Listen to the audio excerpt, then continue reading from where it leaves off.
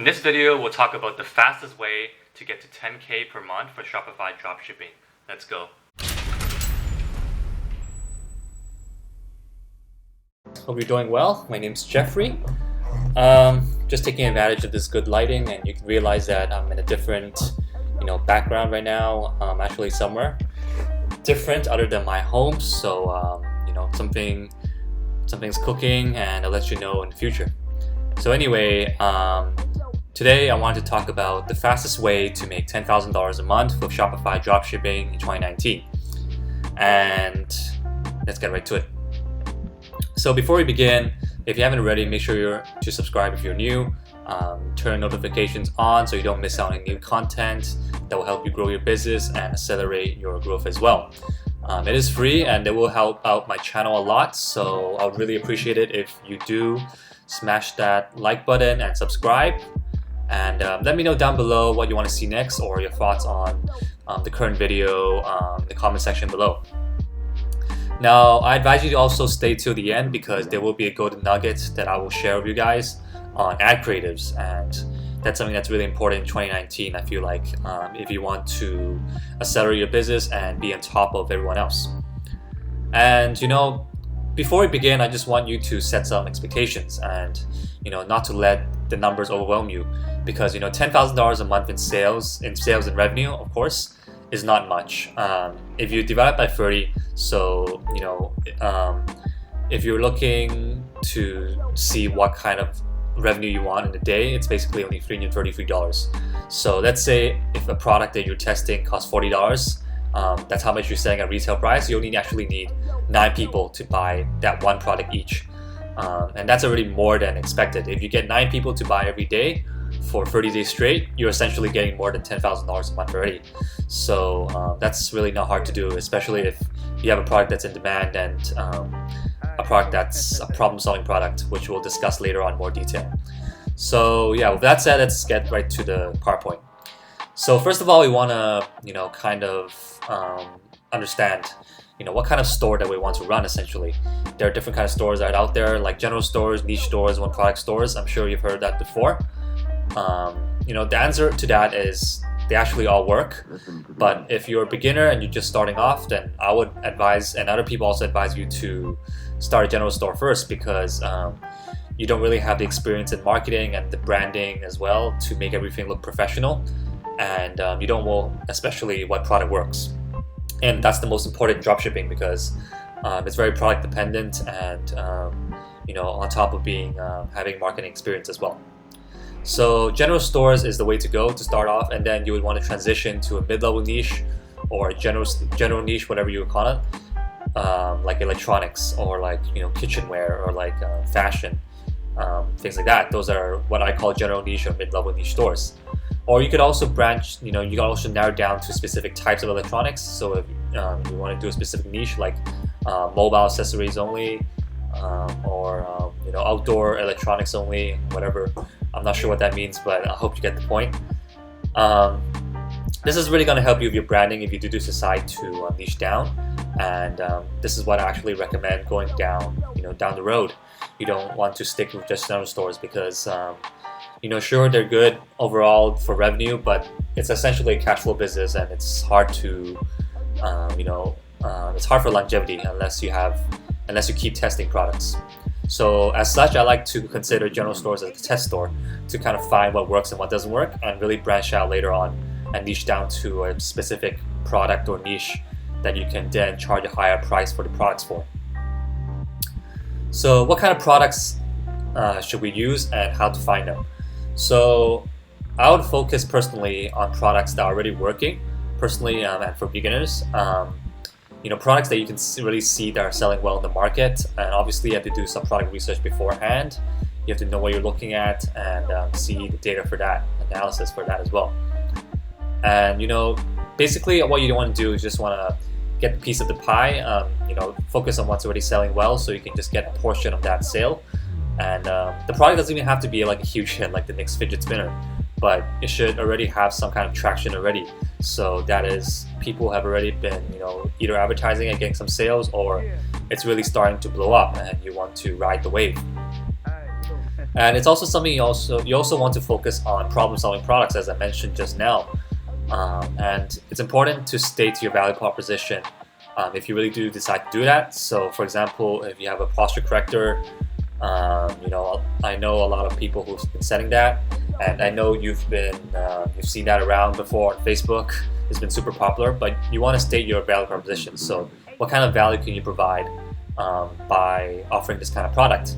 So obviously, if it's a posture corrector, you'll help relieve your back. It has a lot of health benefits, things like that. You can get better sleep. So it's essentially like a wellness kind of item. So you can promote it as such and kind of position your product and marketing as such. And later as well, you want to focus on features. So the product has to be unique in some way. You have to highlight the unique features of it, and what's different, and why would people buy from you as opposed to like a general store like from Walmart or like any other store from the street, right? So how you go about finding these products is there are various methods actually, but I'm just going to highlight a couple of them in this particular slide and video. Now there are a few softwares that you can use to find winning products, like 𝗘-𝗰𝗀𝗀𝗃, AliShark, Product List Genie. There are lots out there, but you would have to do your due diligence first in order to find what works the best.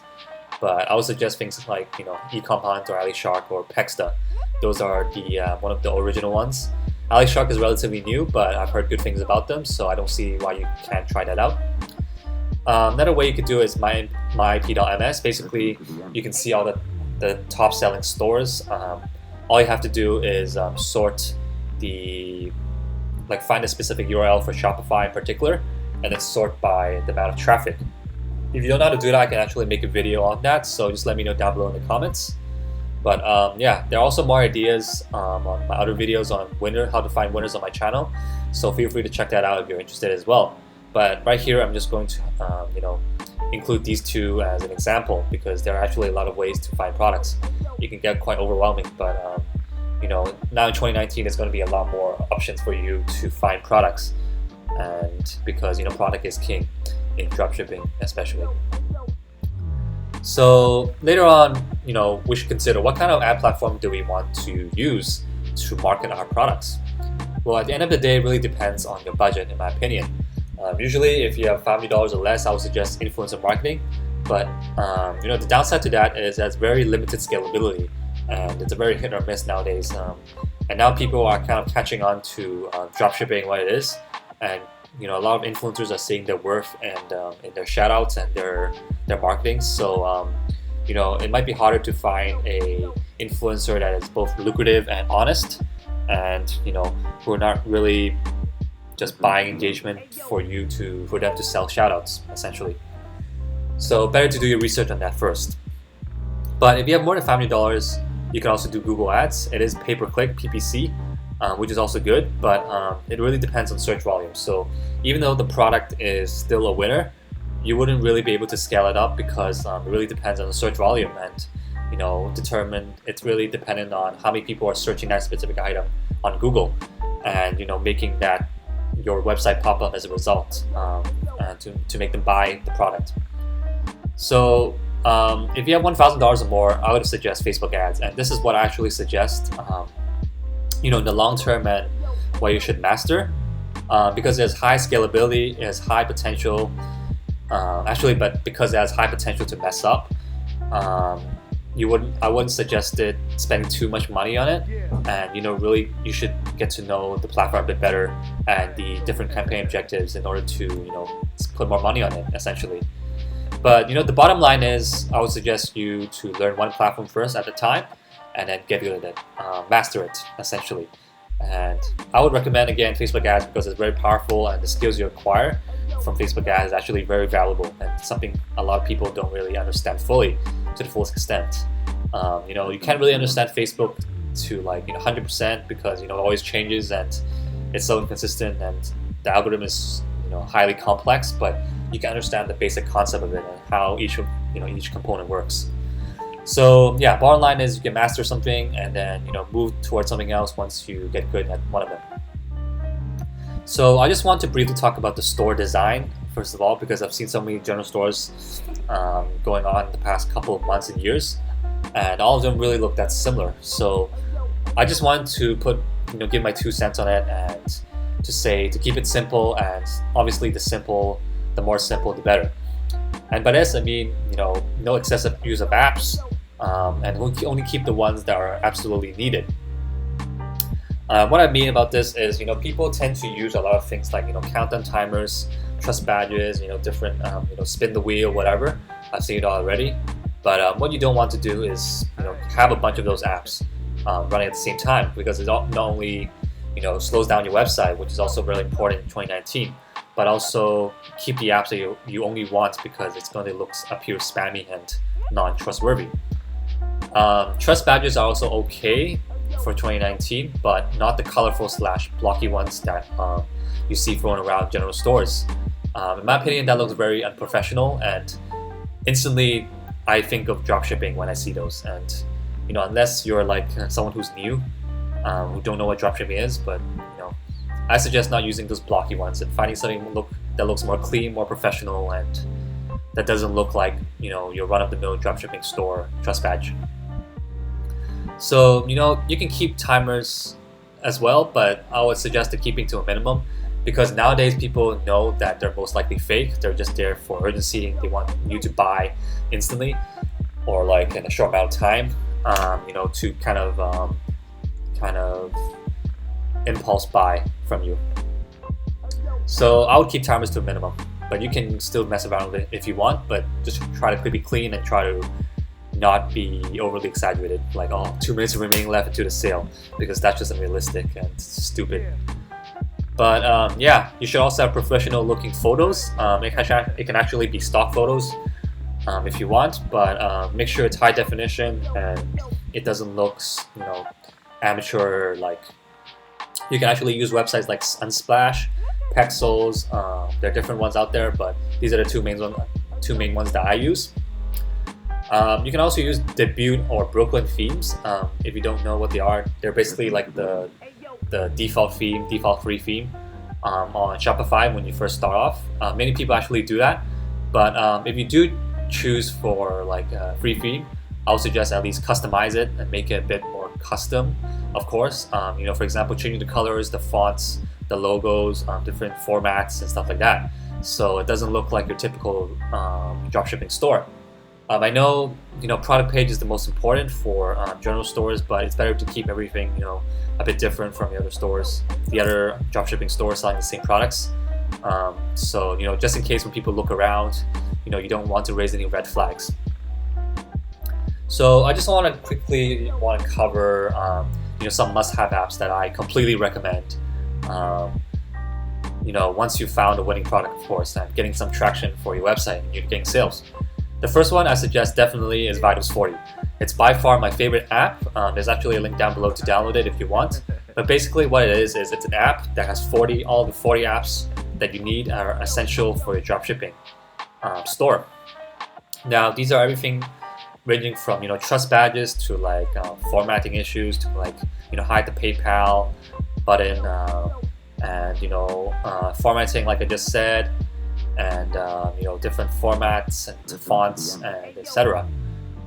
Too many to count. I can't even begin to describe it. But I do have a video on that if you want to check it out. It's actually a review on the app, so if you want more information on that, check that out if you want.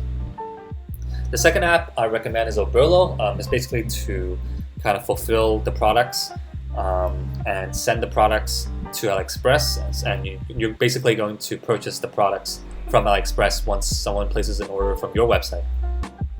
So that's very important to start off. And then another one is reviews. You can actually use reviews or looks. These are both of the review apps that you can use. Either one works, but make sure you don't use both of them. I believe looks is about $10 a month, so if you're on a tight budget, I'll suggest Ali Reviews. It does the same thing, but I believe they're also limited to 10 reviews per, I think, a maximum of 10 reviews. So you really have to delete some reviews if you don't really need it. So Klaviyo is actually an email marketing software, which is going to be really important for your abandoned cart sequences and your post-purchase upsells and your thank you confirmation emails and stuff like that. So that's going to be really important as well. This is dependent on the amount of emails that you have, so it's not going to cost too much if you're starting off, so don't worry about that. So next one is SMS bump. Basically, it's text messaging marketing. Sorry, that's a handful to pronounce. But basically, it's just like a abandoned cart sequence where you're just going to be sent reminders constantly on the product that people are leaving behind. Just to remind them to come back again and buy, and offer them a discount code later on if you can. Help Center is going to be another formatting app for your FAQs. So it's important to have an FAQ page on your website, just to make sure that people are getting the questions answered, and it's just going to make customer service a lot easier. But Help Center is basically going to help you with the formatting and make everything a lot more clean and easier to read and navigate as well. The next one is After Ship, where it's going to constantly send updates on the tracking information and the tracking status of the item that they just bought. So it's going to be really important and good for customer service as well. So yeah, if you've made it to this far, congratulations. I just want to talk about ad creatives now, and let's get right into it. So ad creatives really depends on the product, but usually problem-solving products, which I recommend if you're starting off, does require a video explaining how it works and how it benefits your prospective buyer, right? So for example, if it's a posture corrector, you have to explain what it is and how it helps the customer and how it makes their life a bit easier, right? So it's important to make it catchy. The first 3 seconds are really important, so make sure there's like a hook to it the first 3 seconds, or make them want to watch it later on. It's really going to help you with your how long people watch your videos, so that's really important if you want to create lookalikes on video views. But if you have the budget, I would suggest hiring someone to make the videos for you on freelance websites. So you can use websites like Fiverr, Upwork, onlinejobs.ph, and things like that. Usually Fiverr is for like one-time gigs only, so if you want to make one video and just that's the end of it, then you can use Fiverr. I believe you can get a guy help you for as low as $10 or maybe even $5, but obviously you get what you pay for, so invest in something that costs a bit more so they can make better quality videos. And Upwork is another one, but it's more about contractual work. I actually prefer doing this if you found someone that you like and you want to get them to keep helping you make videos as well. But if you don't want to invest in a freelancer to help you make videos or video editor, then you can actually just use different editing softwares and learn it yourself. There's going to be a learning curve for this, so it's better to look up on some tutorials on how to make it, but usually these apps are pretty straightforward. So things like Camtasia, Animoto, Adobe Premiere Pro is a bit more professional and a bit harder, so you probably have to go watch some tutorials first before you go ahead and do it. Some are free and some are not. I believe Camtasia does cost and Animoto does cost a bit, so I prefer just finding freelancers and video editors because it's more convenient that way, and they usually have a better knowledge and experience than you on making high converting videos. So this applies particularly for Facebook ads as well, because you really have to have attention grabbing videos that are really important. So that about does it for today. This is pretty much all you need.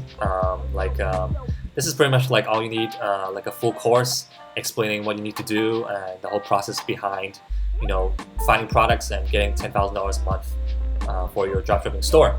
So I hope you enjoyed this video, and if you liked it, be sure to smash the like button below. Subscribe if you're new here, and let me know down below what you think and your results, and let me know also what kind of videos you want to see in the future, and I'll be sure to consider it in the near future as well for my next video. So yeah, I want to thank you all for watching, and I'll see you in the next one, and take care.